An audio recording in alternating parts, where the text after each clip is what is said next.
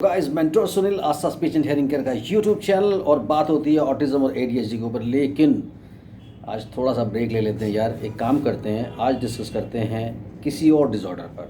तो दोस्तों, बहुत छोटे बच्चे जब आपके होते हैं और कम्युनिकेशन डेवलपमेंट का टाइम चल रहा होता है तो कुछ चिंताएं, कुछ फ़िक्रें आप लोगों को घेर लेती हैं। उनमें से एक फ़िक्र ये है कि आपका बच्चा स्टैमरिंग करता है, यानी हकलाता है।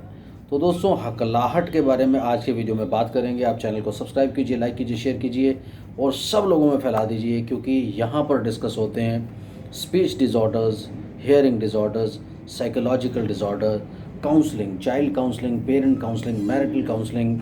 उसके अलावा आप सेमिनार कैसे प्रेजेंट करेंगे, स्टेज फ्राइट तो आप लोगों को नहीं है। तो ये सारी चीज़ें आपके कॉन्फिडेंस से लेकर के स्पीच पर और साइकोलॉजी पर सब कुछ डिस्कस होता है। तो दोस्तों, अगर मुझसे कंसल्ट करना चाहते हैं तो Indian consultation is 1000 rupees. India के बाहर से कंसल्ट करना चाहते हैं 2000 रुपीज़ अकाउंट में ट्रांसफ़र करने पड़ते हैं। 8168790299 ये मेरा मोबाइल नंबर है। इंडिया के बाहर से कॉल करें तो 0091 इंडिया का ISD कोड लगाना बिल्कुल ना भूलें। तो दोस्तों, बात करते हैं स्टैमरिंग की। हकलाहट क्या होती है? जब आपका बच्चा अटक अटक कर बोलता है। हकलाहट जो है आम तौर पर 3-4 टाइप की होती है। पहली तरह की जो हकलाहट होती है वो होती है बच्चा रिपीट करता है साउंड्स को, जैसे प प प प प पापा। दूसरी तरह की जो स्टैमरिंग होती है उसमें बच्चा प्रोलोंग करता है साउंड को, जैसे पापा। तो ये सेकंड तरह की स्टैमरिंग होती है। मुझे माफ़ कीजिए, मैं किसी की नकल नहीं उतार रहा हूँ, सिर्फ आपको डेमोन्स्ट्रेशन के लिए मैं बता रहा हूँ। तो तीसरी तरह की जो स्टैमरिंग होती है उसमें क्या होता है, साइलेंट ब्लॉक्स होते हैं, यानी आप साइलेंट हो जाते हैं, जैसे यानी आवाज़ नहीं निकल पा रही। तो ये एक स्टैमरिंग होती है। चौथी तरह की स्टैमरिंग होती है जिसे लोग स्टैमरिंग नहीं मानते हैं, लेकिन वो स्टैमरिंग की ही एक फॉर्म आप कंसिडर कर सकते हैं। आप बोलना चाहते हैं, आप जानते हैं सब्जेक्ट मैटर के बारे में, लेकिन आप उठ करके अपने आप को एक्सप्रेस नहीं करते। वो जो स्टैमरिंग होती है उसे हेजिटेशन का नाम दे देते हैं आप, कि यार ये बच्चा बड़ा हेजिटेट करता है। लेकिन ये भी कम्युनिकेशन डिसऑर्डर्स का एक फॉर्म है। तो दोस्तों, स्टैमरिंग यानी कि आप रिपीट करते हैं साउंड को, आप प्रोलोंग करते हैं, आप साइलेंट हो जाते हैं, आप हेजिटेट करते हैं। 3-4 तरह की स्टैमरिंग आपके सामने आती है। तो कई ब्लॉक्स मेंटल ब्लॉक भी हो सकते हैं, यानी आप बोलना चाहते हैं लेकिन आप बोल नहीं पा रहे हैं, क्योंकि जैसे ही आप बोलना शुरू करते हैं या बोलना चाहते हैं, यहाँ पर इतना बड़ा प्रेशर हो जाता है, आपको अपनी हार्ट बीट तक कई बार ठक ठक ठक यहाँ पर फील होती है, जैसे ही आपको 5, 7, 10 लोगों को फेस करना होता है, या क्लासरूम में आपके बच्चे को खड़ा होकर के बोलना होता है, या फिर टीचर एकदम से कोई क्वेश्चन करते कहती है यूँ खड़े हो जा भाई, तुम बताओ। तो तब अगर आपको ये प्रॉब्लम आती है और आपका यहाँ से सब कुछ भारी हो जाता है, दैट मीन्स आप बहुत ही ज़्यादा एक्सट्रीम लेवल पर अपनी स्टैमरिंग को लेने लगे हैं और उसकी साइकोलॉजिकल रूट्स जो हैं बहुत गहरी हो चुकी हैं। तो दोस्तों, स्टैमरिंग होने की मेन वजहें क्या हैं, इसके बारे में हम लोग बात कर लेते हैं। तो जब बच्चा पैदा होने वाला होता है, यानी कंसेप्शन से लेकर डिलीवरी के बीच का जो पीरियड होता है उसे आप जेस्टेशन पीरियड बोलते हैं। उस दौरान अगर आपके घर की साइकोलॉजिकल कंडीशंस ख़राब हैं, यानी आपके पेरेंट्स, यानी मैं उस बच्चे को रेफरेंस लेकर बात कर रहा हूँ जो स्टैमरिंग करता है, उस बच्चे के पेरेंट्स यानी आप लोग, हस्बैंड वाइफ आपस में झगड़ा करते रहते हैं, फैमिली के अंदर डिस्प्यूट्स होते रहते हैं, लड़की बहुत परेशान रहती है जिसने बच्चे को जन्म देना है, तो आप ये मान करके चलिए कि अगर आप अपनी घर की लड़की को खुश नहीं रख रहे हैं और उसके साथ कई सारी प्रॉब्लम्स हैं ड्यूरिंग जेस्टेशन पीरियड, यानी कंसेप्शन से लेकर डिलीवरी के बीच का जो पीरियड है, अगर उस दौरान बहुत सारी प्रॉब्लम्स है, तो आप समझ के चलें कि कोई ना कोई स्पीच या साइकोलॉजिकल डिसऑर्डर, मैं स्टैमरिंग नहीं कहूँगा, स्टैमरिंग भी हो सकता है और बहुत सारे स्पीच डिसऑर्डर्स होते हैं या साइकोलॉजिकल डिसऑर्डर्स होते हैं या बिहेवियर डिसऑर्डर्स होते हैं, वो आपके बच्चे को घेर सकते हैं जन्म के बाद। दूसरी बात, अगर इस पीरियड के दौरान कोई और प्रॉब्लम, जैसे जर्मन रूडल, यानी कि जिसे आप चेचक बोल देते हैं, कुछ लोग माता बोल देते हैं, इस तरह की प्रॉब्लम्स हो जाती हैं जिसमें बहुत दाने दाने निकल आते हैं आपके शरीर पर, वायरल इन्फेक्शन होती है एक तरह की, कुछ चिकन पॉक्स भी बोलते हैं। कई सारी प्रॉब्लम्स अगर ऐसी हो जाए, लड़की को ब्लीडिंग होती है ड्यूरिंग प्रेगनेंसी, और या फिर उसको बहुत ज़्यादा कोई प्रेशर रहता है किसी भी तरह का, तो ये सारी की सारी प्रॉब्लम्स जो है कहीं ना कहीं स्टैमरिंग की तरफ जा सकती हैं या स्पीच डिसऑर्डर्स की तरफ जा सकती हैं। उसके बाद जब बच्चा पैदा होता है उस वक्त कोई कॉम्प्लिकेशन हो गई, यानी बच्चा पैदा होते ही रोया नहीं है, और दूसरी बात, बच्चे सिजेरियन से आजकल ज़्यादातर पैदा हो रहे हैं। उनमें से कुछ सिजेरियन तो ऑप्टेड सिजेरियन भी होते हैं कि मदर नहीं चाहती कि उसको लेबर पेन्स हो, कुछ हो, तो वो ऑप्ट करते हैं। कुछ लोग डेट डिसाइड करके सिजेरियन करवाते हैं कि हमें तो बच्चा इस डेट को चाहिए। तो ये जो फैशंस वाली चीज़ें आ गई, फैशन बन चुके हैं, इसकी वजह से भी स्टैमरिंग और दूसरे स्पीच डिसऑर्डर्स या बिहेवियर डिसऑर्डर्स की प्रॉब्लम्स आ रही हैं। क्योंकि देखने में आया है कि हर 10 सिजेरियन बच्चों में से एक बच्चे में कोई ना कोई स्पीच साइको बिहेवियरल प्रॉब्लम होती है। तो आप इस तरह की अरेंजमेंट से भी बचें। नेचुरल वे में जो कुछ भी होता है होने दें। अगर कोई कॉम्प्लिकेशन है तब तो आपकी मजबूरी है सिजेरियन के लिए जाना। उसके बाद बच्चा पैदा होते ही रोया नहीं रोया, ये इंपॉर्टेंट है। बच्चे का बर्थ वेट कितना था, ये इंपॉर्टेंट है। बच्चे का कलर कैसा था, ये इंपॉर्टेंट है। उसके बाद 6 महीने में बच्चा बैठना शुरू किया या साल में चलना शुरू किया कि नहीं किया, ये इंपॉर्टेंट है।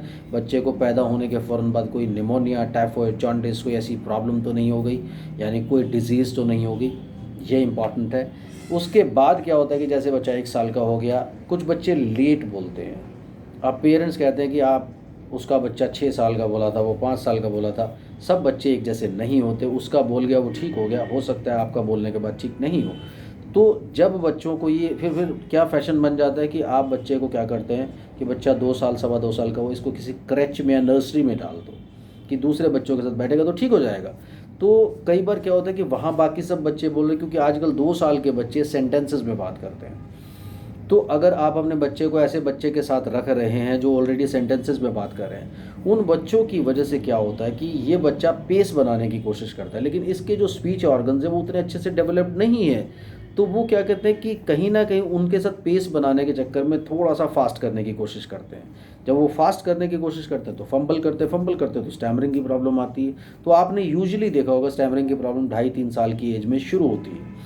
तो ये जो प्रॉब्लम्स होती है ये डिलेड स्पीच की वजह से भी हो सकती है। अगर डिलेड स्पीच है उसको टाइम से कंसल्ट कीजिए और कंसल्टेशन ले करके उसको ठीक करने की कोशिश कीजिए। अपनी तरफ से ट्राई मत कीजिए कि उसका बच्चा 5 साल का बोला था वो 4 साल का तो मेरा भी बोल जाएगा। तो ऐसे कॉन्फिडेंस या ओवर कॉन्फिडेंस लेकर के ज़िंदगी नहीं कटेगी। उसके बाद कुछ रीजंस क्या होते हैं कि जैसे बच्चे के सामने, जैसे मैंने बोला कंसेप्शन और डिलीवरी के बीच का पीरियड, जो प्रेगनेंसी पीरियड या जेस्टेशन पीरियड जिसको आप बोलते हैं, उस दौरान घर की साइकोलॉजिकल कंडीशंस अच्छी नहीं है। अगर बच्चे की डेवलपमेंट के दौरान 6 महीना, साल, 2 साल, 3 साल, इसमें भी उसकी साइकोलॉजिकल कंडीशन फैमिली की अच्छी नहीं है, झगड़े होते हैं या कुछ और प्रॉब्लम्स होती रहती हैं या कुछ डिस्प्यूट्स रहते हैं किसी भी तरह के, तो तब भी स्टैमरिंग की प्रॉब्लम बच्चे में आ सकती है। फिर बच्चा बहुत ज़्यादा वीडियो गेम्स खेलता हो, उसमें हाइपर एक्टिविटी की प्रॉब्लम हो, स्टैमरिंग की प्रॉब्लम इसकी वजह से भी डेवलप हो सकती है। इसके अलावा एक बड़ा रीज़न ये बनता है कि बच्चा स्कूल में गया या किसी रिश्तेदारी में या पेरेंट्स में किसी को स्टैमरिंग की प्रॉब्लम है। हेरिडिटरी नहीं, कुछ लोग कहते हैं हेरिडिटरी है, फादर को थी तो बच्चे में आ गई। बच्चा फादर को as a role model follow करता है, उसको देख करके स्टैमरिंग की प्रॉब्लम उसके अंदर आ सकती है। तो ऐसा नहीं होता कि कोई हेरिडिटरी हो गया, ये एक रोल मॉडल फॉलोइंग होती है कहीं ना कहीं। तो ऐसे ही उसने किसी टीवी में देख लिया, किसी स्टार को स्टैमरिंग करते हुए देख लिया, किसी कार्टून को स्टैमरिंग करते हुए देख लिया, आजकल कई कार्टून्स हैं ऐसे, तो उसको देख करके नोइंगली या अननोइंगली कॉपी करते हुए उसको स्टैमरिंग की प्रॉब्लम हो सकती है। तो लेटर एजेस में भी स्टैमरिंग की प्रॉब्लम स्टार्ट हो सकती है। एकदम से कोई मेंटल ट्रॉमा लगे, टीचर ने बहुत बुरी तरह से पिटाई स्कूल में कर दिया, कोई कॉर्पोरल पनिशमेंट उसको मिल गया, या किसी से कोई झगड़ा हो गया, कोई चोट लग गई, कोई हेड इंजरी हो गई, ये सब रीजंस भी स्टैमरिंग के लिए बन सकते हैं। तो स्टैमरिंग के वैरायटी ऑफ रीजंस हो सकते हैं। अब बात आती है कि एक बार स्टैमरिंग हो गई है तो क्या किया जाए। फिर भी मैं आपको बताना चाहूँगी स्टैमरिंग जो है, अगर आपका बच्चा 2 साल या 2.5 साल की उम्र में स्टैमरिंग करना शुरू किया है तो आप उस स्टैमरिंग को इग्नोर कीजिए। अगर आप 2 से 3 साल का जो पीरियड, ऐसा पीरियड होता है उसमें उसके मन में नहीं बिठाएंगे ना। स्टैमरिंग स्टार्ट होती है लेबलिंग से, जब आप लेबल करते हैं, जैसे बच्चे ने नोइंगली अननोइंगली को स्टैमरिंग की है किसी एल्डर के सामने, अब वो क्या कहता है कि यार तुम्हें क्या हो गया, ऐसे नहीं ऐसे बोलो। बच्चा अगली बार उसके सामने बोलेगा, थोड़ा कॉन्शियस होकर बोलेगा कि कहीं मुझे स्टैमरिंग ना हो जाए, मुझे कुछ प्रॉब्लम है। तो फिर वो दूसरी बार, तीसरी बार अगर उस बंदे के सामने हकलाएगा या अटकेगा, 2 से 3 साल की उम्र के बीच में ये नॉर्मल नॉन फ्लुएंसीज होती है, स्टैमरिंग नहीं होती। इग्नोर करने से ही ठीक हो जाता है कि बच्चे के मन में ना बिठाएं। तो बच्चे को 2 बार, 3 बार, 4 बार एक पर्टिकुलर बंदे के साथ करने के बाद लगने लगेगा कि ये मुझे बार बार टोक रहा है, शायद मेरे अंदर कोई प्रॉब्लम है। फिर वो दूसरों के सामने भी कॉन्शियस होकर बोलेगा।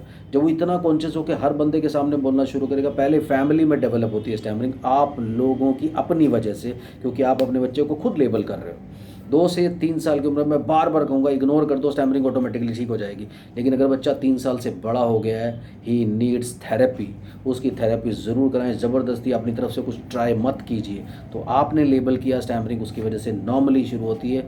अगर लेटर एजेस में स्टार्ट होती है वहाँ पर भी इग्नोरेंस से पहली या दूसरी बार में स्टैमरिंग ठीक हो सकती है। लेकिन आप क्या करते हो, आप अपने बच्चे को कॉन्फिडेंस देते हो कि तुम्हें तो स्टैमरिंग है, तुम्हें तो स्टैमरिंग है। बच्चे से पूछो किसने आपको बताया, आप हकलाते हो। बच्चा कहता है जी मम्मा ने बताया, पापा ने बताया, टीचर ने बताया। क्यों बताते हो यार?